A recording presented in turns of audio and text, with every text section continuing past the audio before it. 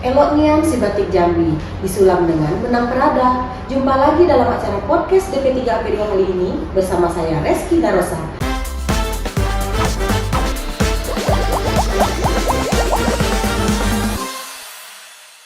Assalamualaikum warahmatullahi wabarakatuh.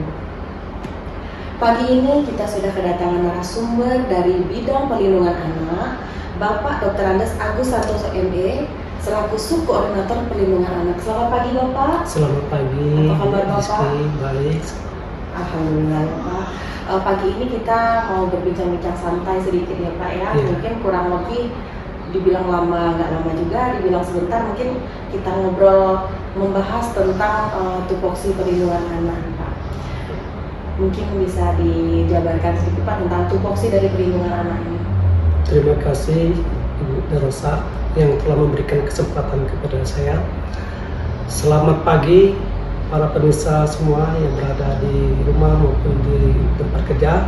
Pada pagi hari ini saya akan menyampaikan sekilas tentang perlindungan anak, di mana pada dasarnya adalah sesuai dengan tugas pokok dan fungsi berdasarkan Perda Nomor 42 Tahun 2021 Pasal 24 ayat 1 mengatakan bahwa tugas pokok dan fungsi bidang perlindungan anak diantaranya adalah untuk melaksanakan kegiatan penyelenggaraan perlindungan anak, yang mana fungsinya adalah untuk melaksanakan kebijakan-kebijakan pembinaan, pemantauan, dan melaksanakan kegiatan-kegiatan yang sifatnya berkaitan dengan tugas pokok dan fungsi maupun tugas lain yang diberikan oleh atasan. Bapak tadi kan membicarakan tentang kebijakan ya Pak ya? Iya. Mungkin bisa diceritakan sedikit kebijakan yang telah dilakukan di sub perlindungan anak ini Pak? Yang mana pada kesempatan yang ini bidang perlindungan anak telah melakukan berbagai kegiatan, diantaranya salah satunya adalah kebijakan yang terkait dengan kebijakan penyelenggaraan perlindungan perempuan dan anak nomor 7 tahun 2019. Tadi kan ada Bapak menyinggung soal perda ya Pak ya, itu isinya apa saja ya Pak? Yang mana diantaranya berkaitan dengan perlindungan anak itu pada pasal 18 berkaitan dengan peran serta masyarakat, yang diantaranya adalah bagaimana keterlibatan peran serta masyarakat untuk sama-sama membantu perlindungan anak di Provinsi Jambi. Itu isinya ya Pak? Iya. Baik Pak, kalau program kerja dari sub perlindungan anak ini sendiri apa Pak?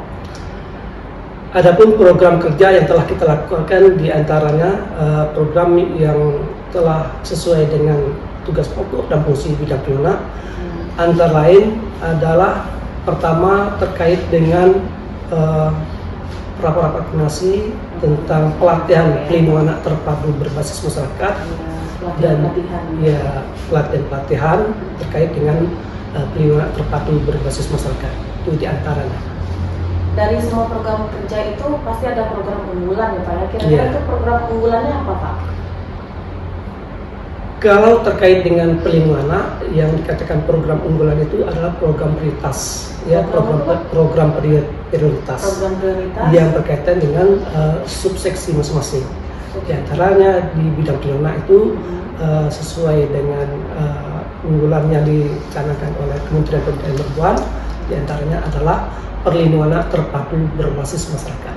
Perlindungan anak terpadu berbasis masyarakat. Ya. Itu ada itunya ya Pak, suatu wadah atau bentuknya gitu Pak? Ya. Kalau perlindungan anak terpadu berbasis masyarakat itu adalah suatu kelompok masyarakat yang secara terkoordinir untuk membantu penyelenggaraan perlindungan anak. Yang mana program unggulan itu diantaranya adalah yang dicanangkan oleh Kementerian Pemberdayaan Perempuan yang singkat dengan PATBM, perlindungan anak terpadu berbasis masyarakat, adalah salah satu kelompok masyarakat yang terkoordinir secara terpadu untuk membantu perlindungan anak. Sasaran dari PATBM ini siapa saja Pak? Kalau sasaran dari perlindungan anak terpadu berbasis masyarakat atau PATBM yang kita singkat dengan PATBM, diantaranya adalah yang menjadi prioritas adalah anak.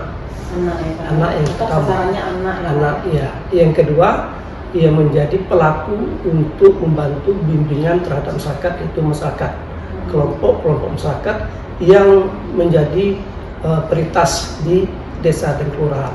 Di antaranya adalah tokoh masyarakat, tokoh agama, Karang Taruna, Babinsa, Babin Kaptipmas, Ketua PKK, PAUD, Berarti dan terlibat banyak Pak. lagi yang menjadi tokoh-tokoh yang ada di desa untuk membantu di dalam penyelenggaraan perlindungan.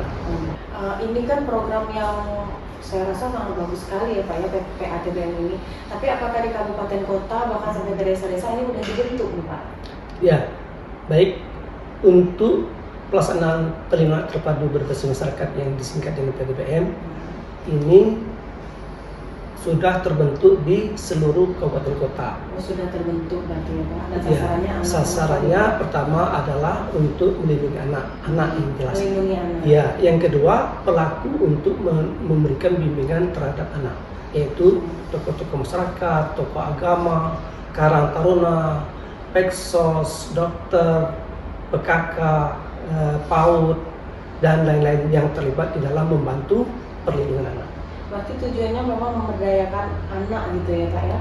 Salah satunya seperti yang Bapak bilang tadi kan ada pelaku juga diberdayakan, berarti maksudnya dibina gitu ya Pak ya. Bukan seperti itu, berkaitan dengan bagaimana yang menjadi sasarannya pertama anak, dan untuk dibina ini adalah pertama bagaimana kita melatih masyarakat itu sendiri bisa membantu perlindungan anak, dan ini harus dilatih, mau tidak mau masyarakat harus dilatih untuk bisa bagaimana triknya kita membantu masyarakat secara spontanitas dan peduli terhadap anak itu tersebut. Bicara perlindungan anak Pak, di PATBM ini kan tadi Bapak bilang perlindungan anak. Apakah perlindungan anak ini hanya melindungi korban saja atau juga melindungi anak sebagai pelaku? Kalau namanya perlindungan anak itu secara menyeluruh, secara umum. Berarti termasuk anak sebagai pelaku pun juga dilindungi ya Pak ya, dalam konteks tertentu seperti itu ya Pak. Jadi berkaitan dengan perlindungan anak itu baik seluruhnya kategori anak. Ya, anak adalah 0 sampai 18 tahun. Yang dilindungi adalah anak yang berumur 0 sampai 18 tahun, dan baik anak yang menjadi permasalahan di lingkungan sosial maupun anak yang menjadi konflik sosial atau konflik mengenai korban masalah yang terkait masalah anak. Dan ini juga kepedulian untuk masyarakat bisa tidak serta-merta bahwa anak yang menjadi korban itu menganggap bahwa itu anak orang, tapi bagaimana masyarakat peduli bahwa anak yang menjadi korban itu sendiri adalah otomatis menjadi anak kita semua. Karena mereka juga memiliki masa depan yang masih panjang ya Pak ya. Ya. Jadi perlu dilindungi dan diberdayakan. Jadi di sini Pak, itu kan PATBM itu kan bagus sekali nih, programnya sangat bagus. Nah, jadi dampaknya ke masyarakat itu apa Pak? Apakah ada dampaknya untuk masyarakat seperti itu? Nah, kalau untuk dampak perlindungan terpadu masyarakat ini, dampaknya sangat besar sekali yang kita rasakan.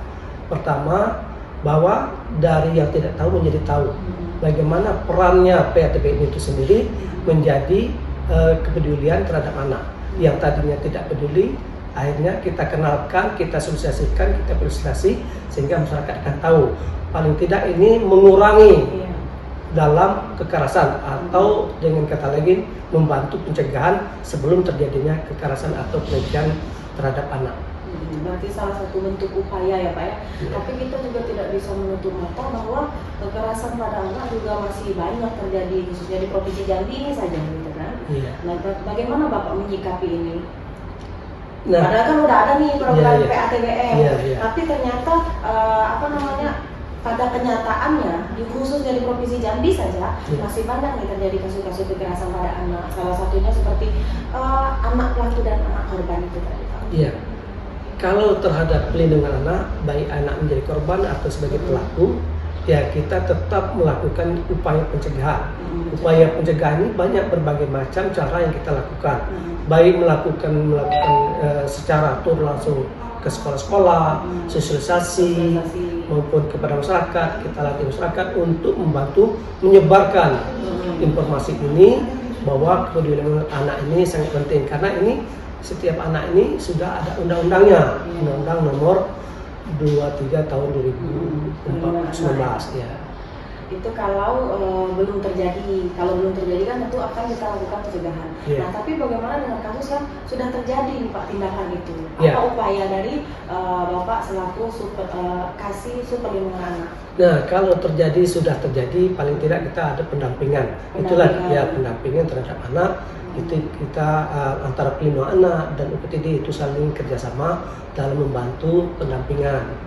Pada bila saat-saat dibutuhkan untuk melakukan kegiatan pendampingan terhadap anak yang mengalami kasus terhadap anak tersebut.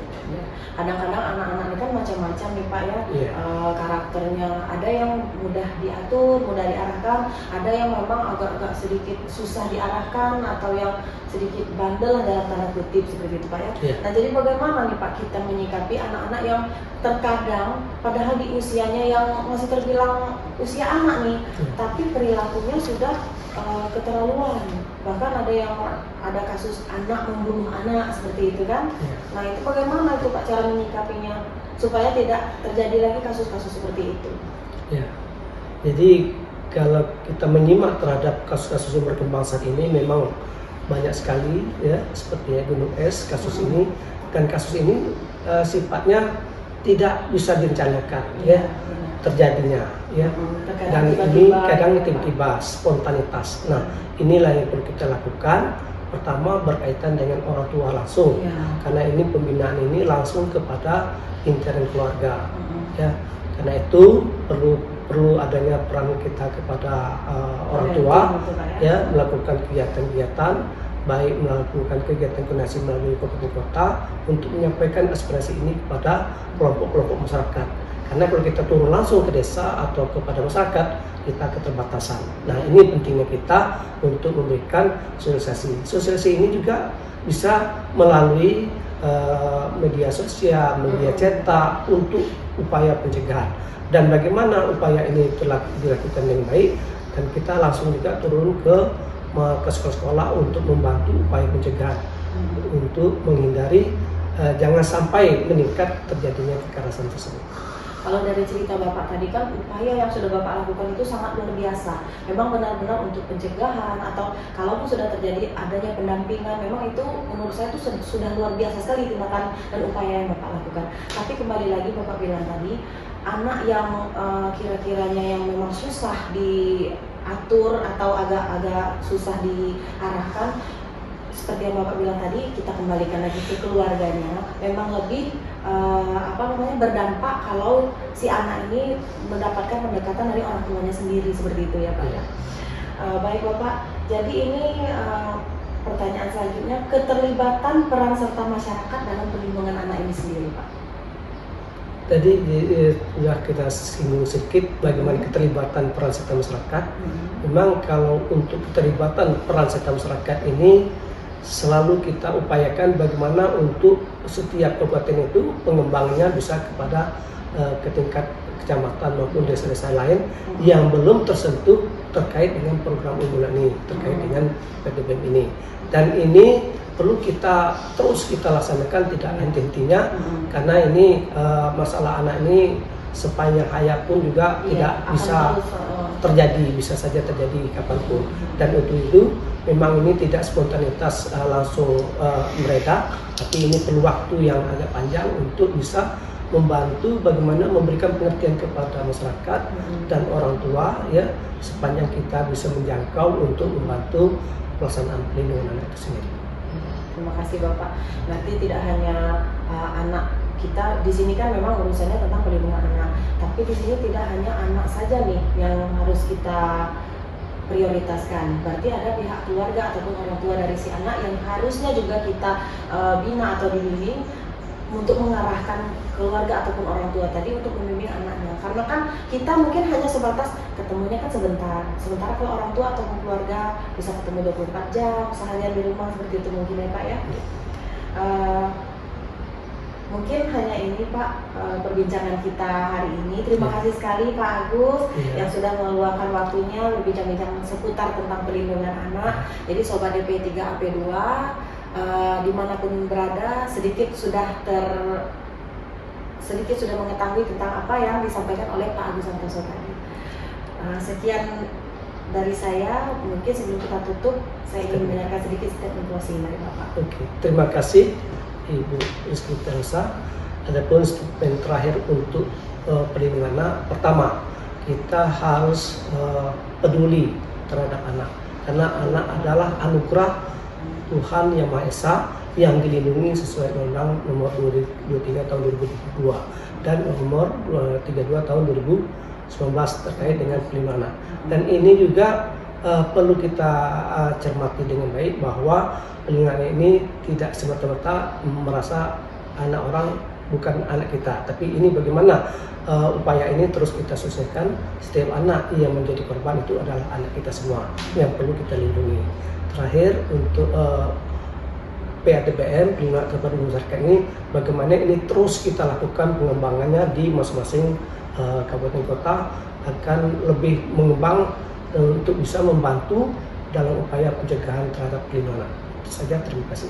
Baik, terima kasih Pak Agus atas statement closing-nya. Sedikit saya tarik kesimpulan dari statement closing tadi bahwa anak adalah anugerah dari Tuhan Yang Maha Kuasa sehingga perlu kita lindungi. Sekian podcast DP3AP2 kali ini. Saya akhiri dengan wabillahi taufiq wal hidayah. Wassalamualaikum warahmatullahi wabarakatuh. Sampai jumpa.